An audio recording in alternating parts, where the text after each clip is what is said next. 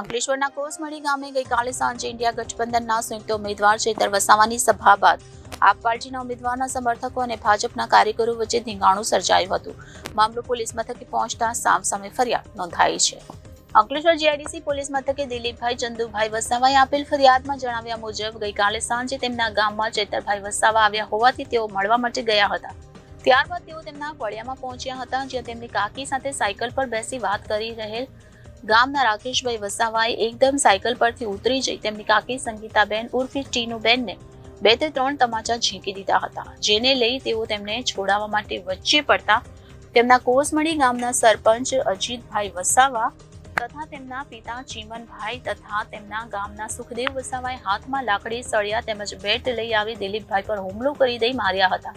જોકે વચ્ચે છોડાવવા પડેલા તેમના કાકાના દીકરા અનિલભાઈ રમેશ વસાવાને ચીમનભાઈએ સળિયાથી માથાના ભાગે મારી લેતા અનિલભાઈ ઇજાગ્રસ્ત થયા હતા. જે અરસામાં અજીતભાઈ, રાકેશભાઈ અને સુખદેવે હાથમાંની લાકડી બેટ જોડે ફરિયાદી દિલીપને હાથ અને પગના ભાગમાં માર મારતા તેઓ ઇજાગ્રસ્ત થયા હતા. ઇજાગ્રસ્તોને સારવાર અર્થે ભરૂચની સિવિલ હોસ્પિટલમાં ખસેડવામાં આવતા દિલીપભાઈને હાથની આંગળી ફ્રેક્ચર થઈ હોવાનું માલુમ પડ્યું હતું, જ્યારે અનિલભાઈને માથામાં 5 ટાંકા આવ્યા હતા. પોલીસે ફરિયાદી દિલીપભાઈ વસાવાની ફરિયાદના આધારે કોસમડીના સરપંચ અજીતભાઈ વસાવા, તેમના પિતા ચીમન વસાવા, તેમના સાળા સુખદેવ વસાવા અને રાકેશ વસાવા આ તમામ રહે કોસમડી તેમની સામે ફરિયાદ નોંધી વધુ તપાસ હાથ ધરી છે. તો સામે પક્ષે કોસમડીના 2 ટર્મથી સરપંચ રહેલ અજીતભાઈ વસાવાએ આપેલ ફરિયાદમાં જણાવ્યા મુજબ ગઈકાલે તેમના ગામમાં આમ આદમી પાર્ટીના ચૈતર વસાવા પ્રચાર માટે આવ્યા હતા અને તેમના ફળિયામાંથી પ્રચાર કરીને ગયા બાદ તળાવ ફળિયાના અનિલ વસાવા, રાજેશ વસાવા, દિલીપ વસાવા તથા રાજુ ચંદુ વસાવા ઘરની બહાર બેસેલા ફરિયાદી તેમજ તેમના પિતા અને સાળાને ચારેય સમય ભેગા મળી ગમે તેમ ગાળો બોલવા લાગ્યા. એકદમ ઉશ્કેરાઈ જઈ રાજુ વસાવાએ તેમના હાથમાંના લાકડાના સપાટા વડે તેમને કોણીના ભાગે મારી દીધું, જ્યારે તેના સાળા સુખદેવ તેમને છોડાવવા વચ્ચે પડતા દિલીપે લાકડાના સપાટા વડે ઇજાગ્રસ્ત કર્યા હતા, જ્યારે અનિલ વસાવાએ તેમના પિતાને ખભાના ભાગે લાકડીના સપાટા મારી દીધા. જોકે તેમના મિત્ર પરેશભાઈ પટેલ ત્યાં આવી પહોંચતા તેમને સામૂહિક આરોગ્ય કેન્દ્રમાં પ્રાથમિક સારવાર અપાયા બાદ અંકલેશ્વરની ખાનગી હોસ્પિટલમાં ખસેડવામાં આવ્યા હતા, જેમાં તેમના સાળા સુખદેવને ડાબા હાથના પંજાના ભાગે ફ્રેક્ચર થયું હોવાનું માલુમ પડ્યું હતું. પોલીસે સરપંચ અજીતભાઈની ફરિયાદના આધારે કોસમડીના અનિલ રમેશ વસાવા, રાજેશ મોરાર વસાવા, દિલીપ ચંદુ વસાવા અને રાજુ ચંદુ વસાવા સામે ફરિયાદ નોંધી વધુ તપાસ આરંભી છે.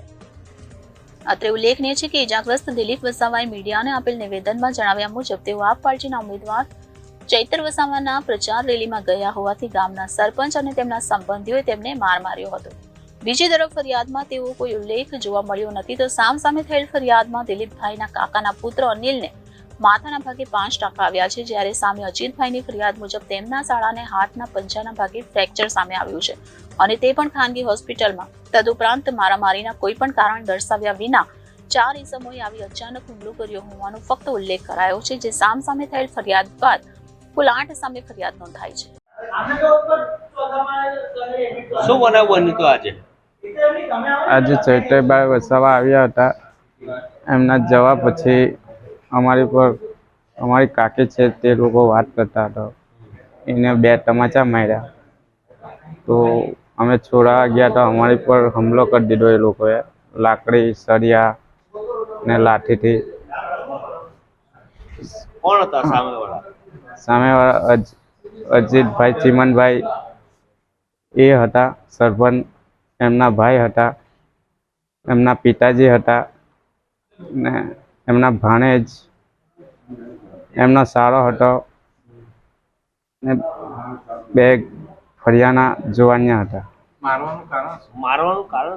મારવાનું કારણ એ જ છે કે ચૈતરભાઈની સભા હતી, ત્યાં ગાડી અમે બેઠા હતા.